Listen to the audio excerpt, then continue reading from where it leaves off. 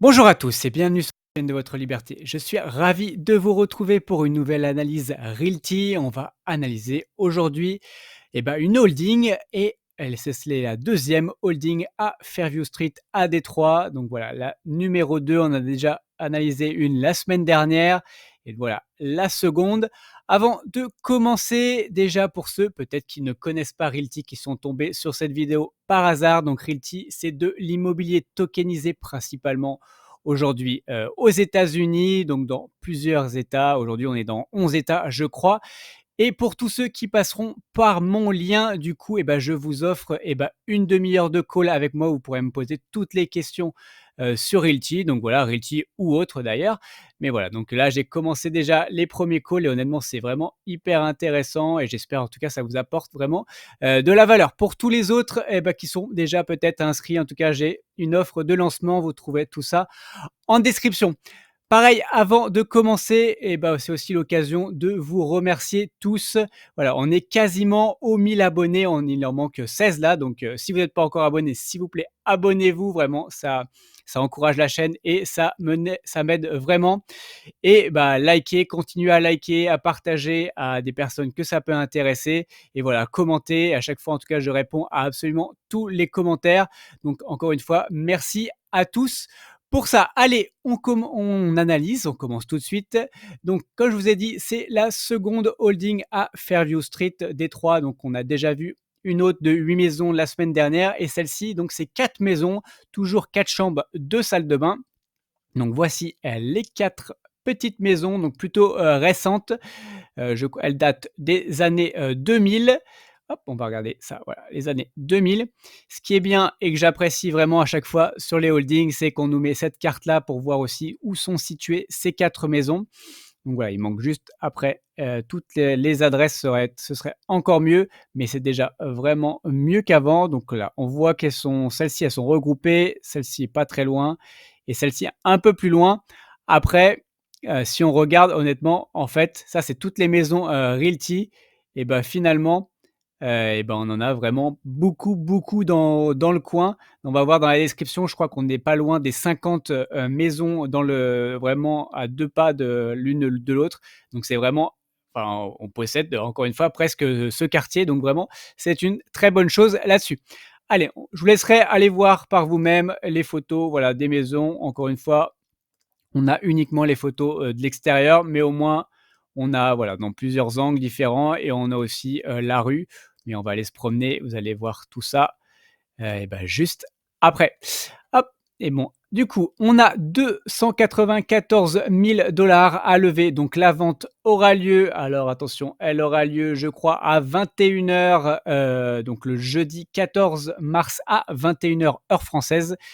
Donc ça, on a vu. Ensuite, on aura un rendement espéré de 9,48%. La reine start au 1er mai 2024. L'avantage, c'est que comme il nous donne au fur et à mesure les propriétés, maintenant, la reine start au 1er mai, c'est plus que dans un mois et demi. Donc finalement, ça commence à être plutôt pas mal. Une reine start à un mois et demi, honnêtement, c'est plutôt bon. Ensuite, on a déjà vu, du coup, c'est des maisons des années 2000. Donc, c'est 4 maisons de 4 chambres, 2 salles de bain. Ça aussi, on l'a déjà vu. Ensuite, au niveau financier, donc ça, point important. Au global, on a 4 295 $ de loyer donc pour les 4 maisons, ce qui nous donne un loyer moyen environ de 1 074 $. Donc, on ira voir ça après, si c'est cohérent ou pas avec le marché. Ensuite, du coup, on achète 240 000 $ les 4 maisons. Ça nous donne du 60 000 $ par maison. On a aussi une enveloppe travaux de 12 000 $, ce qui nous donne du 3 000 $ par maison aussi pour rénover et tout. Et on va voir qu'il y a un peu besoin. On voit un peu là, typiquement. Hop, on voit ici un peu le toit qui a un peu de problème. C'est pas terrible non plus. Là, on voit quand même la porte de garage aussi. Elle a l'air un peu défoncée. Donc, ça, c'est pas nickel, nickel. Après, voilà, une enveloppe de 3 000 $, c'est pas énorme, mais bon, les maisons sont assez récentes, donc je pense pas qu'il y ait besoin de beaucoup plus, en tout cas, pour ce qu'on en fait. Ensuite, voilà, on va aller voir tout ça. Je vais voir aussi la description parce que je trouve ça malgré tout intéressant. Là, on nous parle du coup de toutes les propriétés qu'il y a aux alentours, donc ça, on l'a vu avec ça, mais du coup, on voit, voilà, il y a quand même beaucoup, beaucoup de holdings dans le coin. Donc, on avait déjà l'autre holding sur Fairview de la semaine dernière. On a celle-ci, la French, la Moncler, la Harding, d'autres propriétés. Il y a même la maison de réinvestissement qui est arrivée ce week-end, qui est pas nommée. Donc là, on voit qu'on a 60 000 square feet de maisons. Quand on peut supposer qu'en général, la moyenne doit être à peu près de 1200 square feet, ça veut dire qu'on a quand même 50 propriétés dans le coin. Donc c'est quand même c'est assez énorme, en tout cas pour niveau économie d'échelle. Et je pense que là, le petit camion pour les travaux, eh ben, il a pas trop de travaux à faire, il a pas trop de trajets à faire et trop de dépenser, d'essence. Du coup, eh ben, on va aller voir, tout ça tout de suite.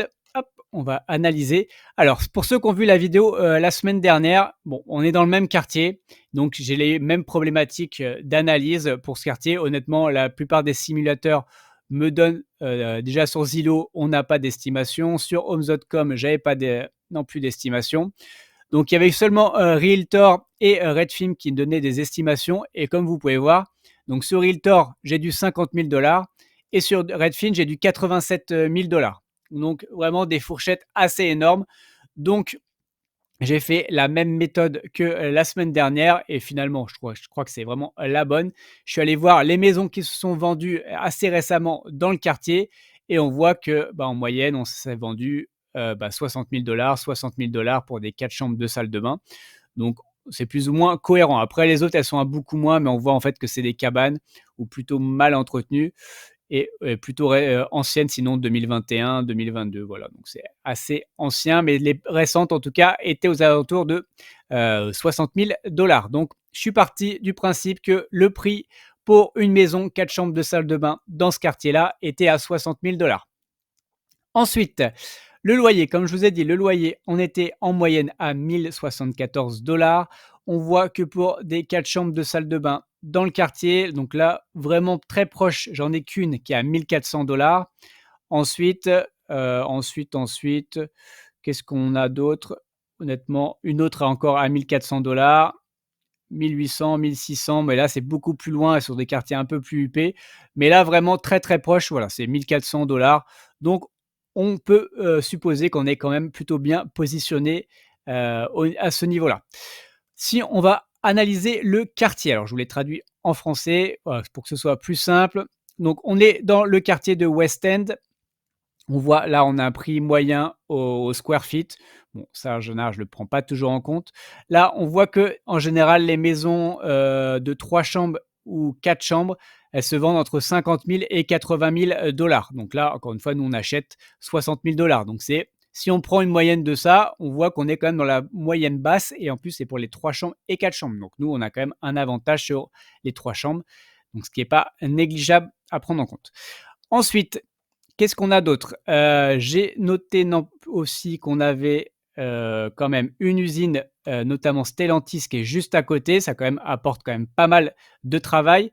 Donc, hop, on a 2 usines, voilà, c'est marqué ici, 2 usines Stellantis, donc pour, produire tous les véhicules Jeep et Dodge. Donc là, ça amène quand même 10 000 emplois. Donc 10 000 emplois, ce qui est quand même pas mal, vraiment à 2 pas.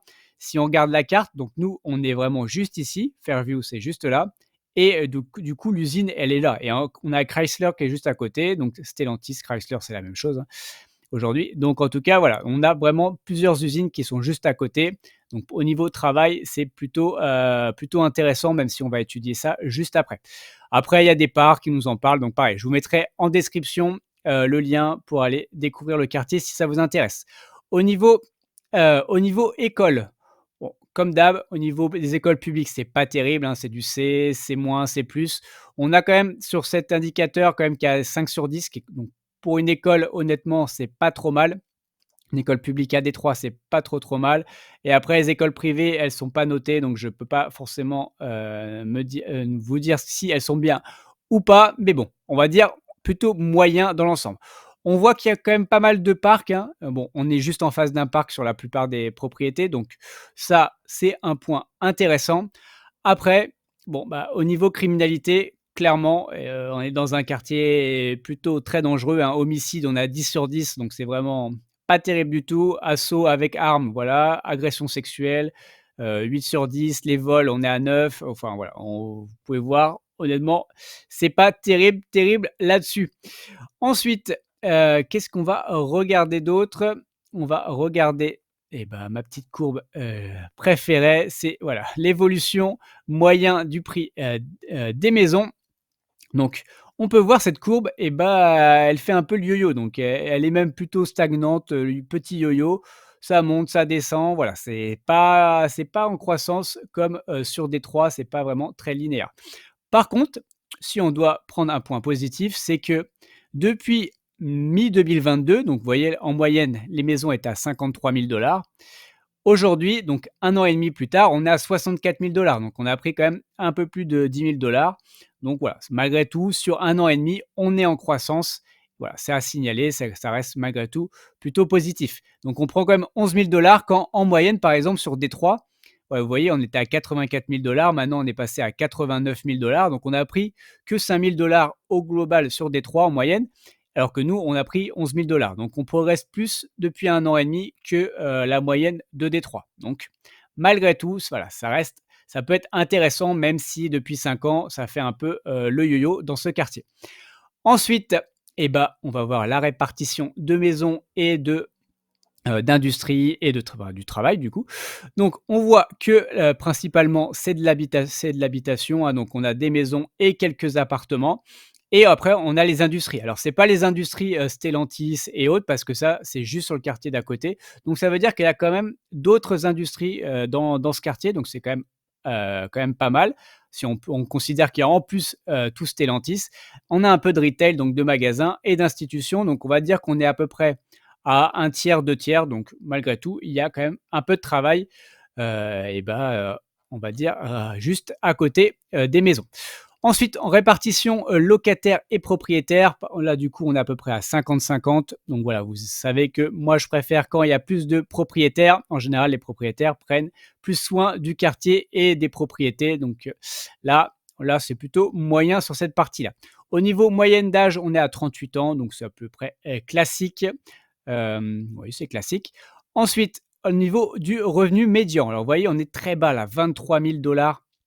Ouais, on est plutôt habitué. En général, on est sur du 30, au moins du 30 000 $ sur Détroit. Vous voyez que la moyenne nationale aux États-Unis, on est à 71 000 $. Donc, on voit quand même qu'on cible une population plutôt défavorisée. Mais bon, on a l'habitude malgré tout sur Détroit. Et ben voilà, on voit aussi, bah ça si malgré tout c'est important pour ceux qui n'ont peut-être pas de voiture, on voit quand même qu'il y a une dépendance de la voiture, 38 sur 100, c'est quand même pas fou. Enfin, si vous n'avez pas de voiture, vous êtes un peu bloqué dans ce quartier et que au niveau transport, on est plutôt moyen. Et je crois qu'on a fait le tour pour la présentation du quartier. Et juste, on va regarder ça du coup, autre présentation du quartier. Et ça, c'est quand même très important. On l'avait déjà vu la semaine dernière, c'est que au niveau vacances locatives, on est à 41%. C'est juste énorme, mais ça s'explique aussi parce que vous allez voir après, on va aller se promener. Il y a pas mal de cabanes en fait, de maisons abandonnées et du coup, forcément, il y a de la vacance dans les cabanes et il y a personne qui habite. Donc c'est pour ça aussi que le pourcentage est, assez important. Ensuite, au niveau personnes qui mettent et ben là, entre 30 et 45 minutes pour aller au travail, c'est quand même 44 et c'est la majorité qui mettent entre 30 et 45 minutes. Donc ça peut paraître étonnant vu qu'on a vu qu'il y avait quand même pas mal, d'industries juste à côté, mais finalement, les personnes vont travaillent pas forcément, juste, à côté, donc chez Stellantis, ou dans les autres industries juste à côté. Donc ils mettent quand même en moyenne entre 30 et 45 et ils utilisent vraiment leur voiture, seuls, donc à 82 ils utilisent la voiture. Donc on voit vraiment ils sont voiture dépendants, ce qui est malgré tout, dommageable. Et ben voilà, et ben on va aller se promener. On va notamment commencer par, Google Earth. Donc vous voyez, ça c'est le quartier et bah, donc là, Fairview, on voit qu'il y a le parc, ça c'est plutôt bien. Vous voyez les usines, hein, vraiment on est juste à côté, vous voyez Fairview et tout ça c'est les usines, du coup Stellantis. Donc, assez énorme, vous voyez qu'il y a beaucoup de voitures là en plus, tout le parking, on est encore là. Donc on est vraiment bien situé par rapport à ça. Là, on voit qu'il y a les écoles, hein, l'école Barack Obama, il y a quand même pas mal d'écoles, donc parc, il y a quand même pas mal de parcs aussi. Donc ça, points importants. On a des églises, hein, on sait que c'est très important aussi pour les Américains. Et par contre, point très important qu'on voit aussi en cette vision-là, c'est qu'on a quand même pas mal de verre et on voit qu'il y a pas mal de terrains abandonnés. Donc voyez là tout ça, c'est des maisons qui ont été rasées et on va aller se promener et il y a encore pas mal de maisons qui doivent être rasées. Mais là, on est sur Fairview, vous voyez tout ça c'est vert. Hop là, ça a été rasé. Bon ça c'est le parc, c'est normal. Mais là, voilà, on voit même de l'autre côté, il y a quand même pas mal, de terrains vagues et on va aller tout de suite aller se promener. Du coup, voici les 2 maisons. Déjà, on a 2 premières maisons, donc qui sont juste l'une à côté de l'autre. Donc on voit, elles sont récentes, elles sont plutôt bien entretenues. Donc la Google Car, elle date, de juillet 2022. Donc, là, il y a quasiment 1 an et demi. Donc on voit que c'est plutôt bien entretenu. Après, on regarde quand même là, c'est voilà, le Porsche, il a besoin à mon avis, en tout cas à ce moment-là, il était pas terrible, mais ça se voyait pas en tout cas sur les photos, récentes, de Realty. Donc je pense que ça a été soit réparé, quoique, eh ben non, on voit que non, pas du tout. Donc ça, pareil, il faut que le budget travaux va servir à ça. D'ailleurs, cette propriété entre la porte de garage et ça, à mon avis, c'est elle qui va prendre le plus, de budget. Ensuite, on va aller regarder aux alentours. Donc, vous voyez, on est juste en face, du parc, hein, donc là, on a plein de verdure tout autour.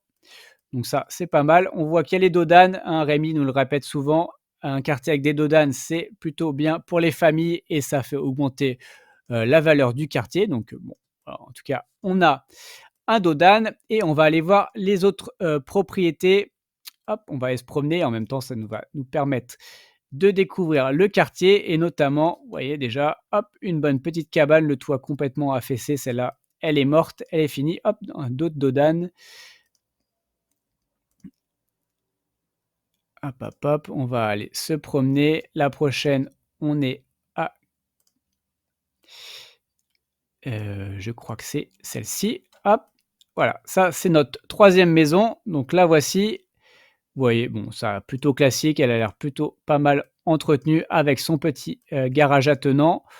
On voit qu'en face, bon, voilà, on a toujours de la verdure, hein. On voit que vraiment, il y a vraiment beaucoup d'espace, hein. Ça fait quand même beaucoup de maisons qui ont dû être rasées. Hop et celle-ci, elle a besoin d'être rasée aussi, donc une autre cabane.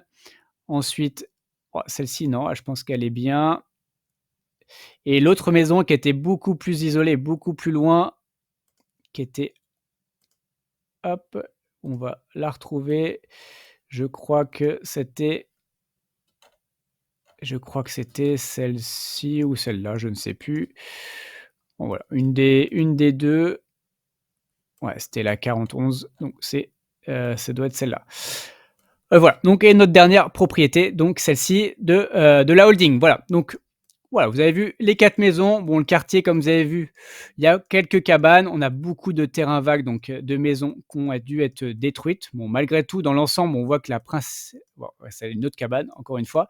Mais on voit quand même que la plupart des anciennes cabanes ou maisons abandonnées ont été détruites au vu du nombre de terrains vagues. Donc malgré tout, le terrain, enfin en tout cas, le quartier n'est pas à l'abandon.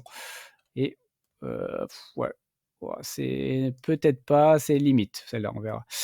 Bon, voilà, bon, vous voyez, c'est pas voilà, c'est le quartier est pas fou, mais on l'avait déjà vu, la semaine, dernière et du coup, je vais vous donner, sa note. La note, elle est de 7,2 quand la moyenne Ricci doit être à 7,22 je crois, donc on va dire au niveau de la moyenne.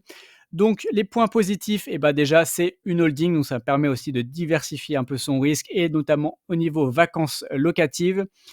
Aussi, autre point très positif, c'est qu'on commence du coup, à posséder énormément de propriétés, dans ce quartier-là et finalement, si on entretient aussi bien toutes ces maisons-là, ça permet aussi, d'augmenter la valeur au global, du quartier. Forcément, si on a moins de cabanes au fur et à mesure et que les propriétés sont bien entretenues, voilà, le quartier va augmenter aussi, en valeur et du coup, nos propriétés vont prendre en valeur. Autre point positif, on l'a vu, le loyer. Donc le loyer, bon, en général, on est plutôt à du 1 400 quand nous, on était à 1 074. Donc là, on est plutôt positif là-dessus. Après, les points négatifs, on l'a vu, le prix. Pour moi, on est c'était 60 000, on achète 60 000 avec la petite enveloppe travaux de 3 000. Voilà, on est dans le marché. Après, on a vu aussi que, la croissance dans le quartier est un peu aléatoire, donc elle fait un peu le yo-yo. Donc est-ce que dans 1 an et demi, 2 ans, quand la propriété sera réévaluée, est-ce qu'elle aura pris de la valeur? Voilà, en tout cas, je ne peux pas aujourd'hui le garantir. Donc c'est un peu compliqué là-dessus. Donc attention vraiment, encore une fois, aux plus-values, il faut que ça gomme, tous les frais et derrière.